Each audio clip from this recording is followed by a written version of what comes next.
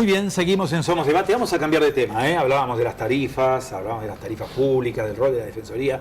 Vamos a hablar un poquito de salud y fundamentalmente de protección y de prevención de la salud. Está con nosotros esta noche la doctora Andrea Uboldi, ella es directora provincial.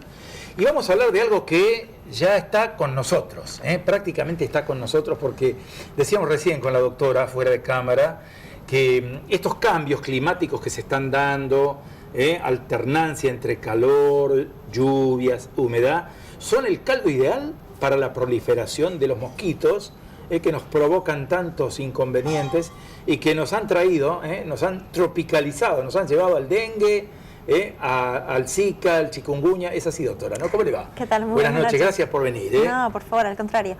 Sí, la verdad que, bueno, se venía el anuncio del cambio climático que estaba relacionado con esto que vos mencionabas de cambios en las temperaturas y con una concentración de humedad importante. Digo, en algunos lugares tenemos las palmeras y nos falta el mar, pero estamos con todas las características de cuando uno va a las zonas caribeñas. Y por otro lado, algunos cambios mundiales como son un poco un desorden organizado en la urbanización de las ciudades, mayor producción de basura que no es biodegradable.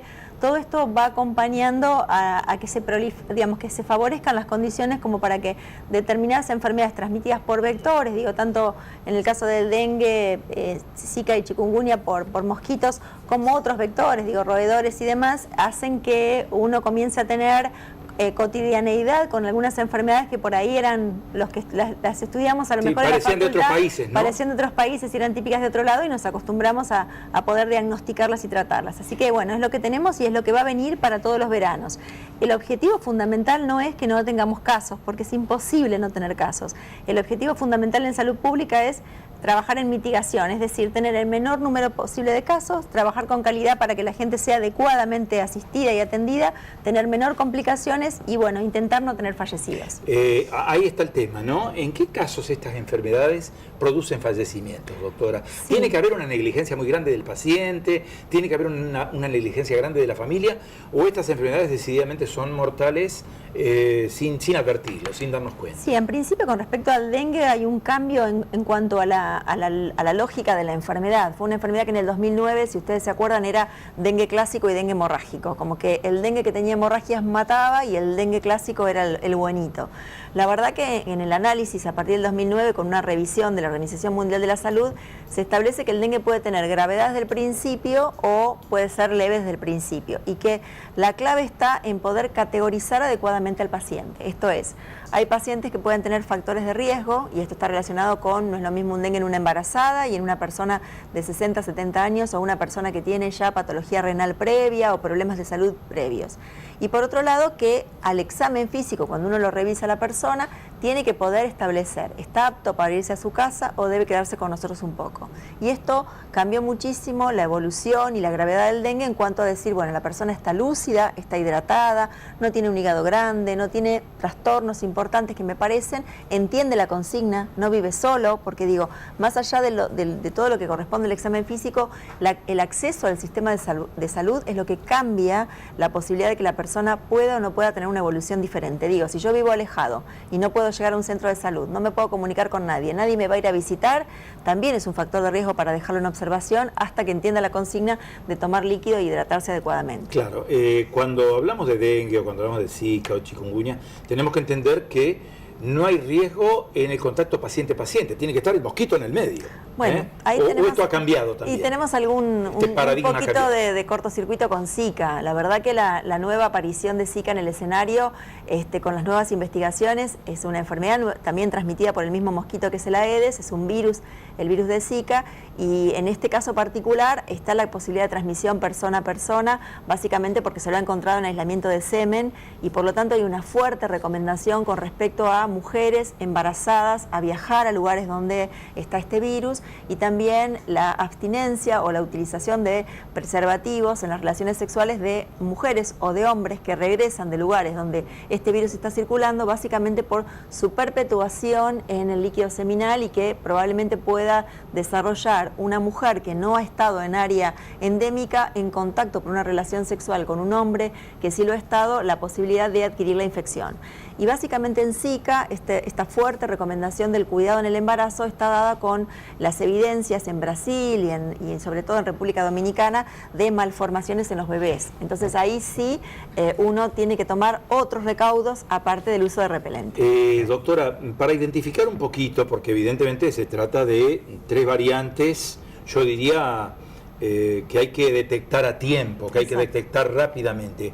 Síntomas principales de cada una de estas variantes, de dengue, de zika y de chikungunya, para que fundamentalmente identifiquen todos aquellos que potencialmente pueden estar afectados. Bueno, son súper parecidas los síntomas Son y en parecidos. realidad a la gente en sí no tiene que interesarle si uno tiene dengue, tiene zika o tiene chikungunya en cuanto al diagnóstico, a la consulta. Es decir, la persona tiene que saber que si yo comienzo con un cuadro febril de inicio brusco, mucho más febril en el caso de dengue y de chikungunya y menos febril en zika, acompañado de dolor de cabeza, pero no una molestia, un dolor intenso que uno no le permite concentrarse y se siente molesto, y acompañado de fuertes dolores musculares, que para el caso del dengue y de zika son musculares y para chikungunya es más articular, como hasta incluso dificultad para sentarse y para levantarse.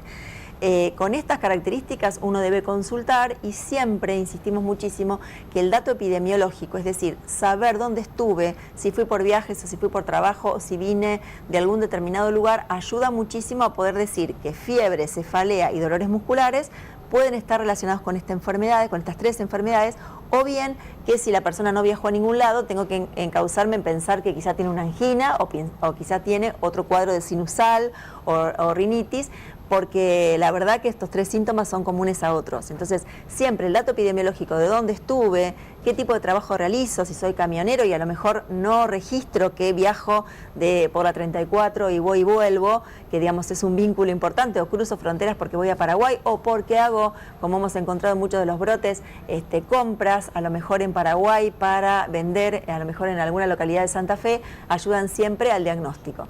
Con esta situación uno debe revisar al paciente, categorizarlo como hablábamos hoy, sacar un laboratorio. Con este laboratorio las 3 cursan con glóbulos blancos bajos y plaquetas bajas, así que por suerte en el verano no tenemos gripe circulando en general, entonces que es el diagnóstico diferencial con glóbulos blancos y plaquetas bajas, y a partir de ahí tenemos la ventaja en la provincia de Santa Fe de tener laboratorio en la ciudad de Santa Fe y en la ciudad de Rosario, que si uno consulta dentro de los primeros 4 días puede hacer un diagnóstico rápido en 24 horas de la enfermedad o descartarla. La situación se torna más compleja en niños, ¿no?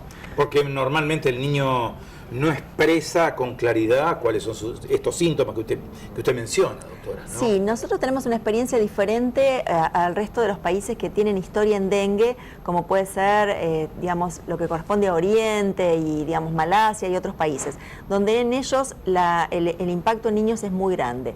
Nosotros la experiencia que tenemos en la provincia es que el impacto en cuanto a sintomatología y a clínica y a molestias y al estar comprometidos es el adulto joven, mientras que el niño no está tan afectado en general. Y por otro lado tenemos una gran ventaja, bueno, yo tengo un vicio que soy pediatra de base, así que los niños en general siempre la mamá con fiebre los lleva a consultar, entonces uno llega muy precozmente al diagnóstico. Es raro que una mamá en pleno verano, un chico que tiene 39 grados, no lo lleve a algún lado, mientras que el adulto joven en general solo va a consultar cuando se siente mal, entonces a lo mejor pasan 2 o 3 días con fiebre elevada. Entonces en general en los niños se puede confundir con otras enfermedades, la respuesta es sí.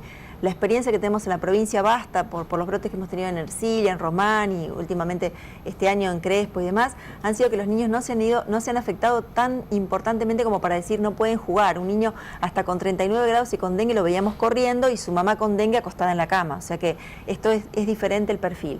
Sin embargo, el perfil que nos preocupa es instar a la consulta en el adulto joven y no cuando ya no aguanta más, sino que con los primeros síntomas. Bueno, y ahora viene lo más importante, ¿no? ¿Cómo trabajamos en la prevención? Que es el tema que afortunadamente tenemos a mano, es lo que podemos hacer, ¿no? Cada día.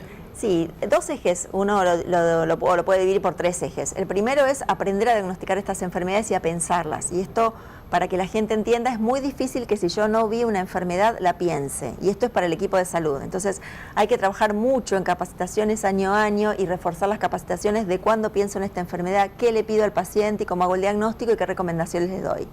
Lo segundo es que es un mosquito de puertas adentro, y esto es lo más complicado de entender, es decir, Yo sé que cuando viene esta época del año todo el mundo quiere que fumiguemos masivamente, que las zanjas que están con barro o que tengan agua podrida o estancada, las limpiemos, pero este es otro mosquito. La verdad que no es el mosquito que está involucrado en estas enfermedades. Que vive con nosotros, en Exacto. casa. Este mosquito vive con nosotros, necesita nuestra sangre para reproducirse, por lo tanto no se va a mover cerca tuyo si te tiene como sustento de alimento. Digo, parece cruel lo que digo, pero es así. O sea, es muy inteligente el mosquito y no va a volar si te tengo al lado con la comida al lado. Entonces, esto de poder cambiar culturalmente, que los elementos con agua no van boca arriba, que el balde va boca abajo, que las botellas van boca abajo, que producimos un montón de basura que hay que descartar adecuadamente, y que esto de que guardo porque en algún momento la voy a usar, no sé si te pasa a vos, pero a mí me pasa mucho que uno guarda cositas y después cuando la necesita, esa cosita no es del tamaño que necesitaría y tiene que ir a comprar. Entonces digo, esto de eliminar los inservibles o el descacharrado, que es más un término más de Centroamérica, es fundamental a la hora de disminuir el impacto en mi familia, en mi casa y en mi barrio. Después, por supuesto, todo lo que implica la acción comunal de difundir la información, trabajar con la gente, eliminar los desechos que la gente elimina en la vereda, porque si no, si la municipalidad o la comuna no levantan la basura, trasladamos el problema a la puerta de casa. Y por otro lado, digamos, el eje fuerte en viajeros. Vienen las fiestas, la gente circula, la gente va a ir a visitar amigos, parientes, vecinos o va a ir a pasar las fiestas a algún determinado lugar, y las áreas, estamos esperando cuál es la situación en este momento de Misiones y Corrientes, que están con estudio de casos probables. Ustedes saben que vino la noticia hace poquito de Tucumán con una situación de circulación de Zika autóctono con 24 casos y ya un caso fatal en un bebé. Hace que uno tenga que empezar a difundir que si uno viaja a lugares, tiene que saber qué pasa en cada lugar, que es importante el uso de repelente, que es importante dormir con cobertura para evitar los mosquitos, ahuyenta mosquitos, la citronela, el espiral, lo que quieran, pero algo que ahuyente los mosquitos, y sobre todo cuando regreso, si tengo fiebre, consultar oportunamente. Es una tarea difícil, ¿no? Porque el mosquito, bueno, cada vez que llueve, renueva su reproducción, ¿no? Cada vez que llueve, todas las campañas antimosquito deberían comenzar de nuevo. Los ciclos son más cortos cuando hace mucho calor y son más largos cuando hace más frío. Entonces digo, y también esto de entender que el mosquito que vuela es el mosquito que yo digo, bueno, lo quiero matar con la paleta, lo quiero matar con el insecticida, pero por cada mosquito hembra que vuela tenemos 200 huevos por poner. Entonces la verdad que el eje es, puedo matar un mosquito, pero ese mosquito ya pudo poner 200 huevos. Entonces mi eje tiene que ser, elimino todo lo que pueda ser el lugar adecuado para la ovipostura de la hembra, los reservorios. Doctora, me queda una última pregunta. ¿Santa Fe cómo está respecto de casos en esta temporada? ¿Han reportado ya? No, nosotros tenemos siempre, hasta abril tuvimos los casos del 2016, que más o menos tenemos alrededor de 2.000 casos confirmados, que fueron de este brote que tuvimos, con distinto impacto en cada comunidad, y a la fecha no tenemos casos propios reportados. Sí, cada tanto hay algún viajero con Zika o con dengue que viene del exterior y que consulta oportunamente y que le hacemos el diagnóstico y hacemos las acciones de bloqueo. Doctora Uboldi, muchísimas gracias por haber estado con nosotros esta noche. Nos ha dado mucha información que obviamente es muy valiosa para los amigos televidentes y para poder trabajar sobre la prevención, que en definitiva es lo más a mano que tenemos, ¿no? Absolutamente, absolutamente. Muchas gracias. No, muchísimas gracias. Muy bien, nosotros lo seguimos en Somos Debate, hemos completado otro bloque, vamos a ir enseguida con más invitados, tenemos más temas, ya volvemos.